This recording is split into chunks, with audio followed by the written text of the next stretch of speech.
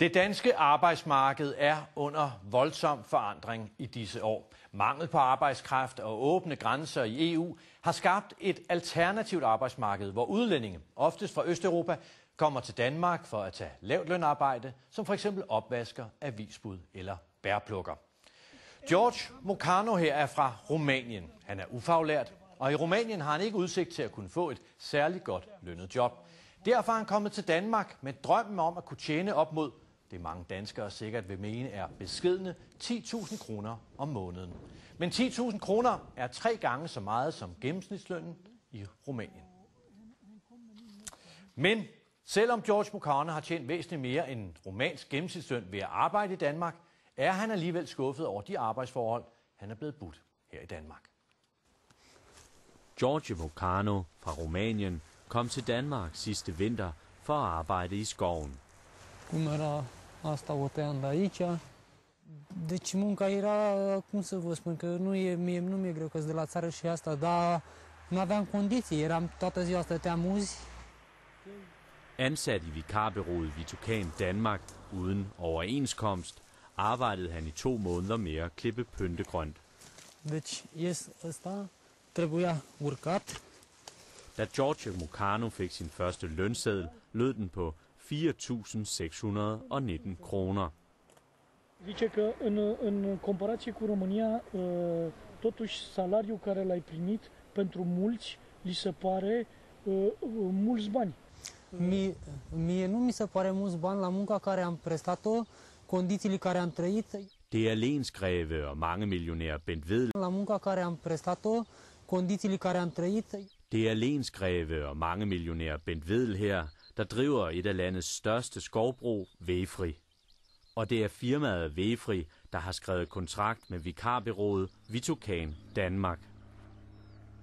Lensgreven står i spidsen for grevskaberne Frisenborg-Vedelsborg med et landareal på over 6.500 hektar. Og det er altså i lensgrevens skove, George Mocanu har arbejdet. Deci pentru mine e un dezastru. Deci mai ales când am văzut ce castel e. Hos fagbevægelsen 3F er der nu rejst en sag på vegne af 13 rumænere, der alle arbejdede med pyntegrønt på godset gennem vikarbureauet Vitucan Danmark. I den her sag, for det første er udnyttelsen været meget, meget grov.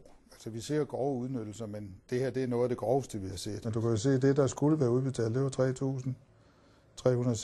Han har altså kun fået 2.326. Og hvis lønpapirerne i sagen her ellers er retvisende, ja, så har George Mocanu fået, hvad der svarer til godt 27 kroner i timen. Det er en meget lav løn. Altså overenskomsten siger jo omkring 125 kroner i timen. Så det er en meget lav løn. Men selskabet Vitucan Danmark har ikke tegnet overenskomst, og derfor kan firmaet i princippet have deres gode ret til at betale 27 kroner i timen. Men ifølge fagforeningen skal sagen i arbejdsretten, og først her bliver det altså afgjort, om alle regler er overholdt. 21 søndag opsøger vikarbureauet, men det viser sig bare at være en postboks her i Nørresundby. Her så kan man så se, at selskabet Vitucan Danmark ApS de er registreret på adressen Torv 5, boks 22 i Nørresundby. Ifølge Erhvervs- og Selskabsstyrelsen er Vitucan Danmark direkte ulovligt, fordi selskabet har adresse i en postboks. Altså udgangspunktet er jo, at man ikke må være hemmelig, når man har et selskab i Danmark. Direkte ulovligt, fordi selskabet har adresse i en postboks. Altså udgangspunktet er jo, at man ikke må være hemmelig, når man har et selskab i Danmark. Hensynet er til banker, kunder, andre kreditorer osv. Man skal kunne komme i kontakt med selskabet. 21 søndag kan der heller ikke sådan lige få kontakt med selskabet. Men vi har et navn og et telefonnummer. Er det dig, der har noget med firmaet Vitucan at gøre? Ja, det har jeg. Vi er flere gange i kontakt med Tove Jacobsen, der til daglig driver Vitucan Danmark. Altså jeg ved, hvis jeg går ind og kigger på, hvad timer de sådan realistisk set har haft, så ligger de alle sammen fra omkring en 50'er og så opad.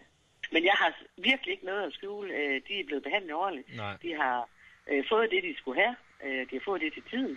Tove Jacobsen fra Vitucan Danmark ønsker ikke at medvirke foran et kamera, og ønsker heller ikke at vise nogen form for dokumentation. Vi vil godt have interviewet lensgreve Bent Vedel, der har slottet herinde bag mig, men han har ikke ønsket at svare på vores spørgsmål. I stedet blev vi sendt videre til arbejdsgiverforeningen GLSA, som Lensgreven er medlem af. BEFRI har overholdt alle gældende regler. Der er intet at sige dem på i nogen sammenhæng. BEFRI har til kortvarigt sæsonarbejde benyttet et dansk vikarbureau med udenlandske arbejdere til at udføre arbejdet. Det har 3F rejst en fagretlig sag over for os for. 21 søndag fremlagde sagen for arbejdsmarkedsforsker Søren Kaj Andersen. Det er jo noget, hvor vi må sige, at de gule lamper, de blinker ganske kraftigt hele vejen igennem. Hvis vi kigger på deres løn og vilkår, jamen så er vi jo altså ude i noget, som muligvis er helt ved siden af det, vi i øvrigt kender på det danske arbejdsmarked. Historien om Giorgio Mocano